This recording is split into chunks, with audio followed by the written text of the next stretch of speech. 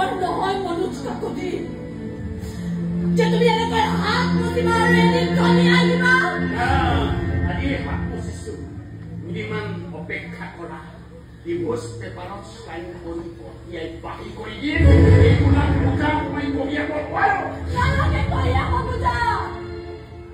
নহয় মই কাৰো কাৰণে বুজানো ধন্যবাদ